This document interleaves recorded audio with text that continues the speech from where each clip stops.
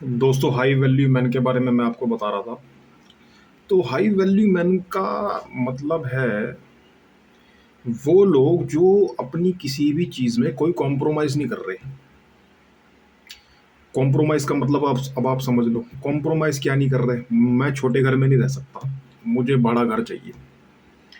मैं ये छोटी गाड़ी नहीं चला सकता, मुझे बड़ी गाड़ी चली चाहिए, एक्सयूवी चाहिए मुझे हाई लेवल गाड़ियाँ मर्सिडीज चाहिए, बीएमडब्ल्यू चाहिए। मैं उससे नीचे की गाड़ी नहीं चला सकता।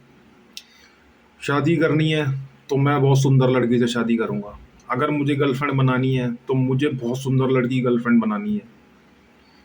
औरतों के मामलों में भी वो कॉम्प्रोमाइज़ नहीं कर रहे, लड़कियों के मामले में कोई कॉम्प्रोमाइज़ नहीं। मुझे सुंदर गर्लफ्रेंड पटानी है, मैं उसको पटाऊंगा। मुझे शादी करनी है तो मेरी वाइफ बहुत सुंदर होनी चाहिए, लोग उसे देखें, लोग उसे अप्रिशिएट करें, उसे भी अप्रिशिएट करें, मुझे भी अप्रिशिएट करें कि ये भाई इसकी वाइफ है, ये हमारे दोस्त की वाइफ है, या ये हमारे भाई की वाइफ है, देखो यार कितनी सुंदर है।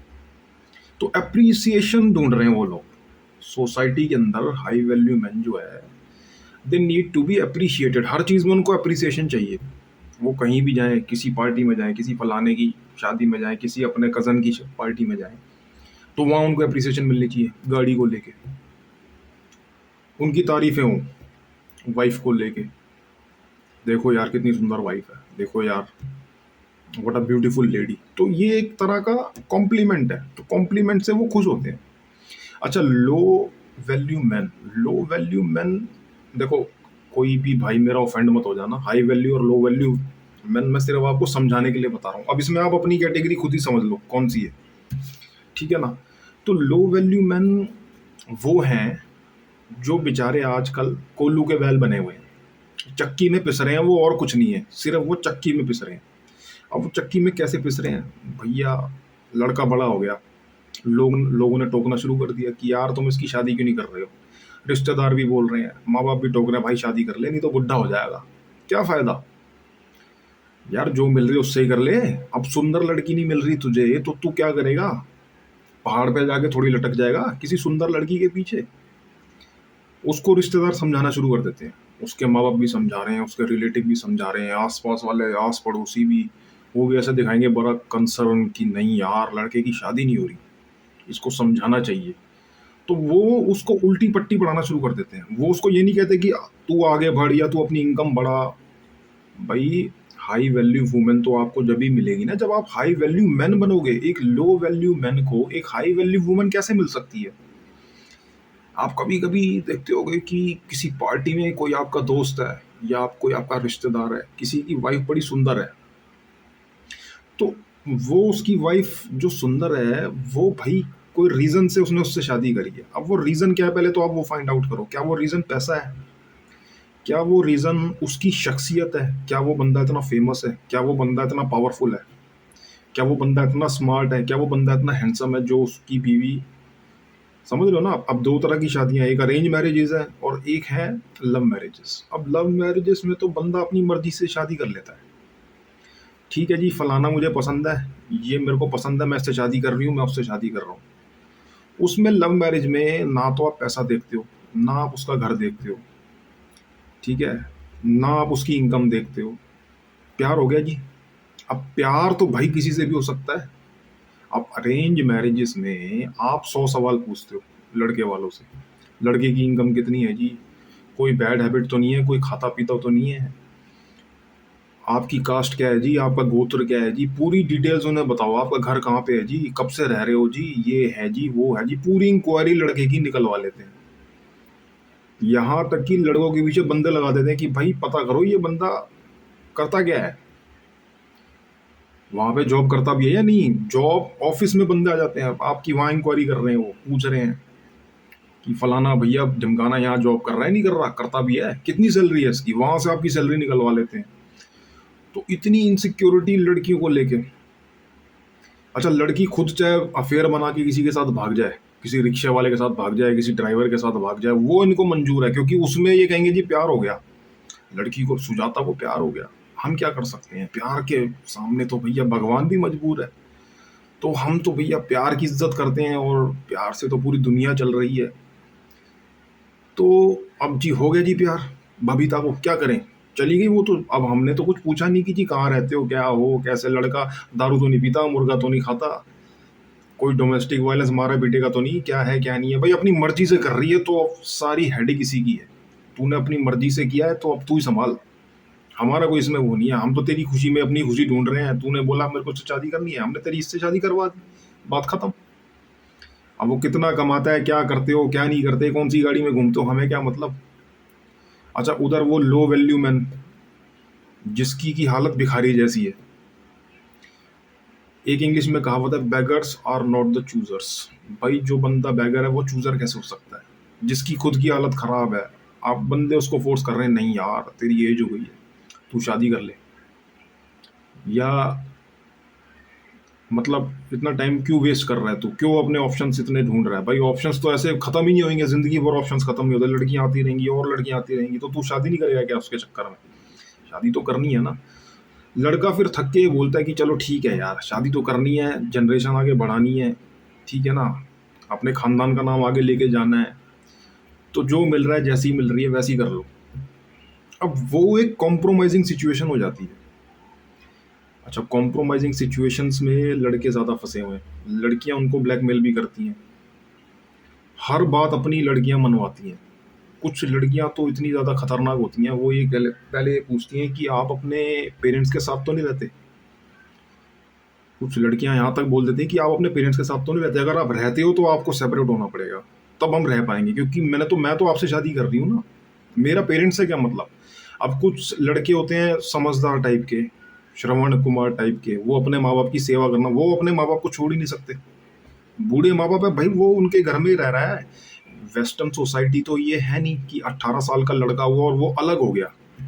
अब यहाँ के लोग, खासकर यहाँ की लड़कियां वेस्टर्न बनने की कोशिश कर रही हैं, वेस्टर्न सोसाइटी में मूव करने की कोशिश कर रही हैं, जो कि पॉसिबल नहीं है। It's not quite possible to get so much western, and it is not easy.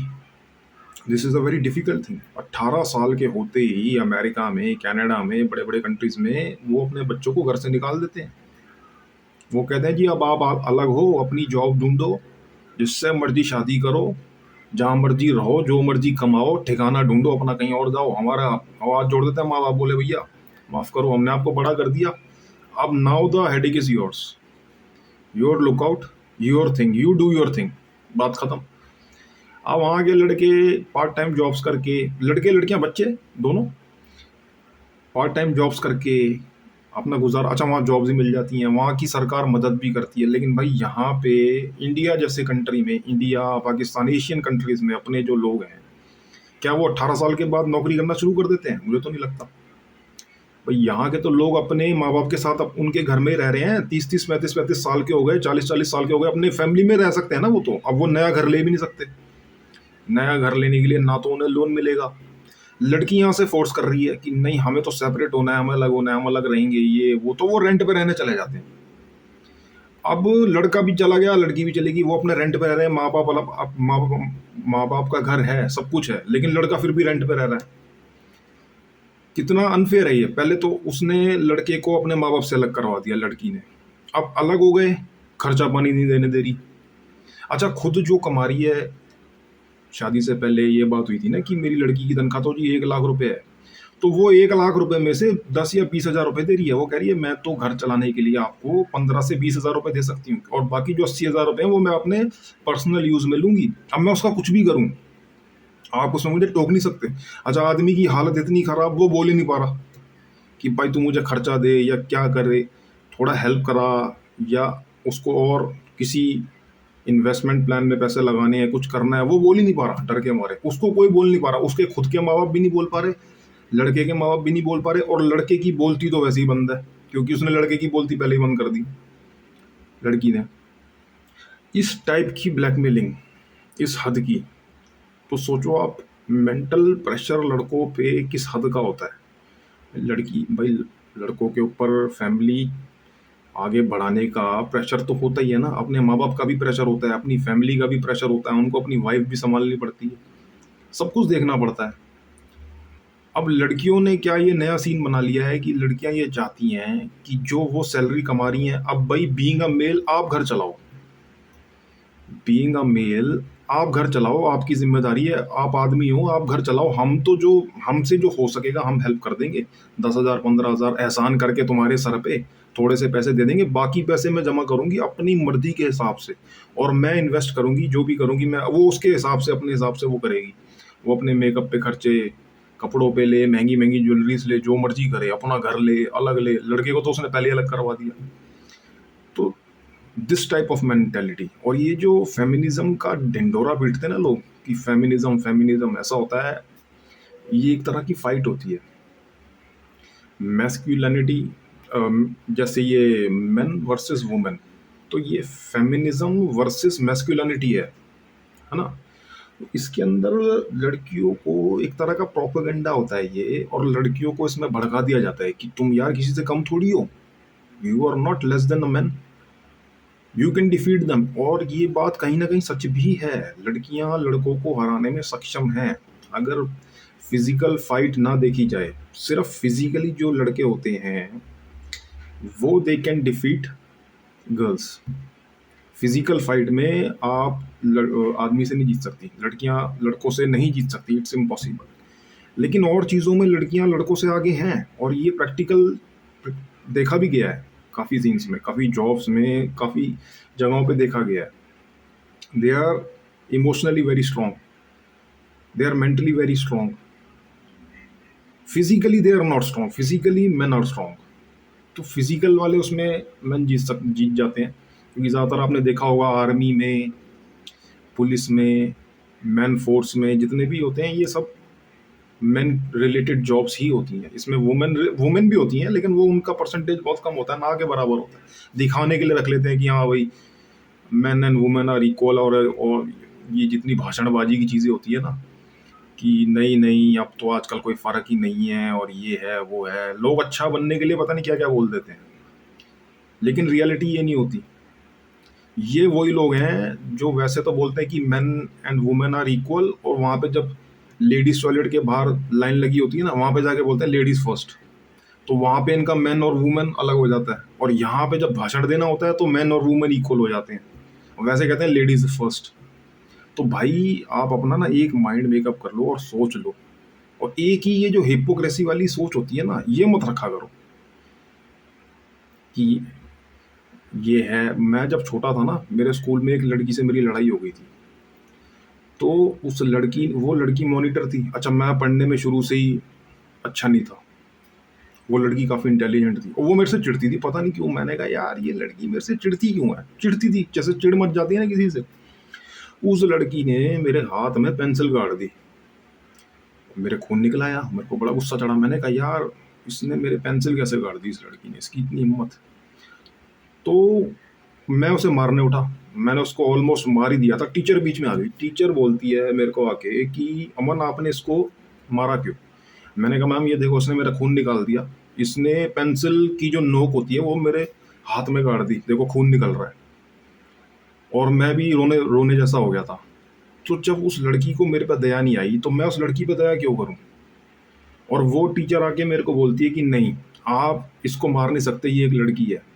उस टाइम तो मैं छोटा था, मुझे समझ नहीं आई। मैंने कहा यार एक लड़की है, मैंने कहा ये चाहे किसी को मारती रहे तो ठीक है, और मैंने इसको मार दिया तो फिर ये वाली बात आ जाती कि एक लड़की है। भाई मैन और वुमेन को जब इक्वल ट्रीट कर रहे हो तो हर चीज़ में इक्वल ट्रीट करो ना। वो चीज़ मेरे को अभी तक समझ नहीं आई कि वो उसकी रेस्पेक्ट कर रही थी या वो उसकी डिसरेस्पेक्ट कर रही थी, कि ये एक लड़की है तो आप इसे मत मारो। तो यार ये तो आपने ये वाली बात बोल दी ना कि आपके सामने कोई कंटेंडर खड़ा है तो वो आपके बराबर ही नहीं है, आप तो खुद ही ये बोल रहे हो। अच्छा वो भी तो फीमेल ही थी, जो टीचर थी वो भी तो फीमेल ही थी, और वो एक फीमेल का साइड ले रही है ये बोल के कि यार इसे मत मारो ये एक लड़की है। मैंने माना चलो ठीक है एक लड़की है, मैंने उसको मारा नहीं। उस लड़की ने मेरे से ही उल्टा सॉरी बुलवा दिया, उस टीचर ने उस लड़की को मेरे से सॉरी बुलवा दिया, उल्टा मारा भी उसने और सॉरी भी मैं ही बोल रहा हूँ। तो आप ये समझो इस सिचुएशन को।